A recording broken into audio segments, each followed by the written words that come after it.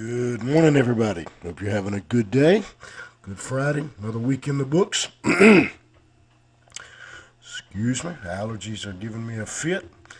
And if you want to follow along, we'll be in the 31st chapter of Proverbs today. And we will be looking at the virtuous woman. Verse 10. Verse 10. Who can find a virtuous woman? For her price is far above rubies. The heart of her husband does safely trust in her, so that he shall have no need of spoil. Number one priority.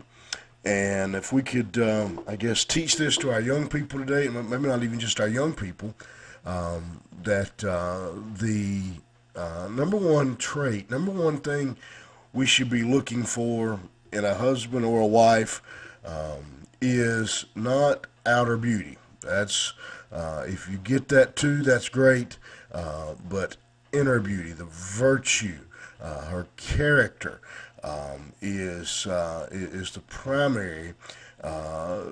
primary thing that we should be looking for when we are looking for a mate.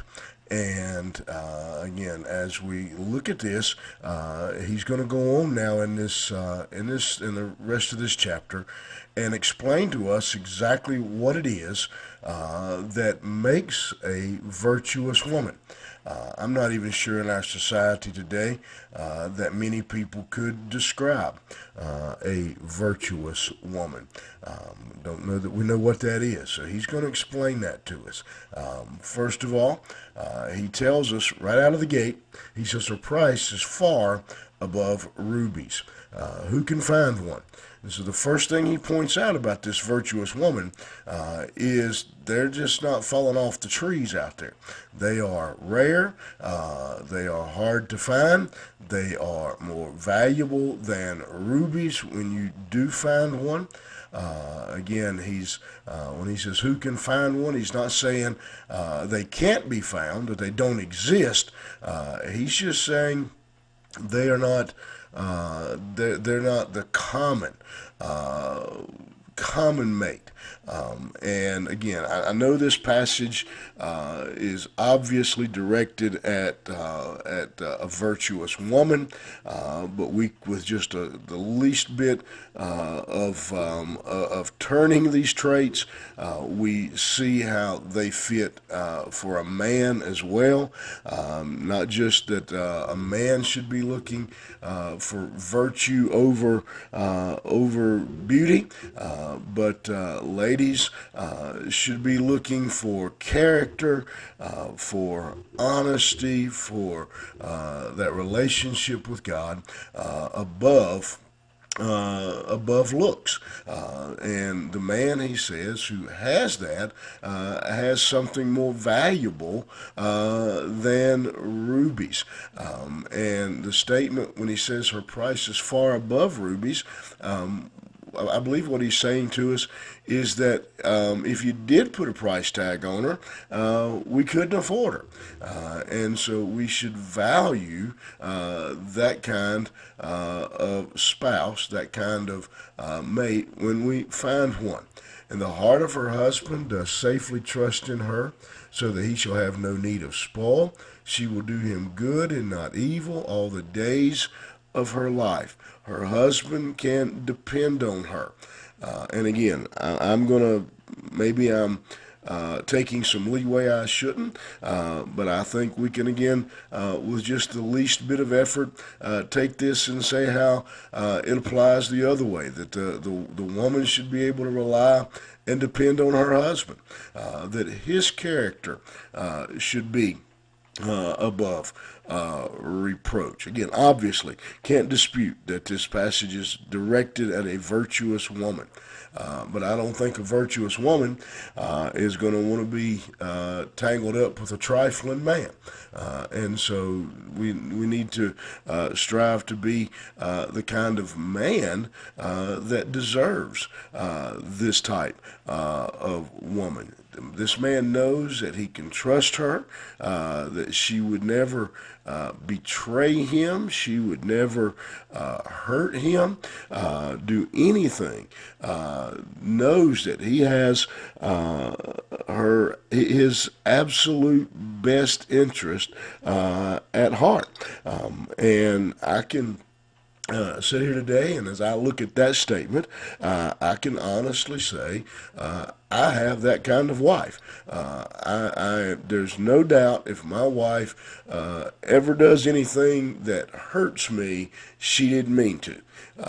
She puts my interest and well-being above her own. And I'm grateful for that. And if when we have that kind of spouse, then we should be grateful and acknowledge that and thank God for that. And I want to be that kind of husband, that she would have that confidence that I would never, I know I have hurt her over the years, been with her coming up on 40 years now. And so I know I have, but I certainly don't want to. And I don't want it to be intentional.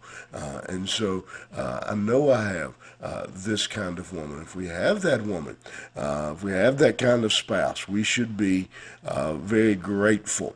That woman will be a model for her children. She will be a model in this world for other women. Again, she's rare. And so she stands out in the crowd as a virtuous woman in the way she dresses, in the way she talks, in the way she behaves. Everything about her signals character, signals a love for God. And ladies, that is the type lady you should be striving to be in a world where, in a culture where I don't even know how to describe what I see. You see the same thing out that I do. The dress code, there's no such thing as a dress code. Wedding vows mean nothing. Wedding rings mean nothing. We need a society, and that's Satan's goal. Go back to the book of Genesis, has been to attack the home, to attack the family. And so we need women of virtue, and we need men of character and standards, both of them pursuing the will of God for themselves and for their home. And so I hope that'll be a challenge to you, ladies, to be that type of woman, men, that we would deserve that type of spouse, and that we too, we wouldn't be content to say our wives have character and we don't. That we would be men of character and of virtue as well. Hope you'll think about that today. Might make your home a little better place to be. And you think about that. Have a good day, and we'll see you back here tomorrow morning.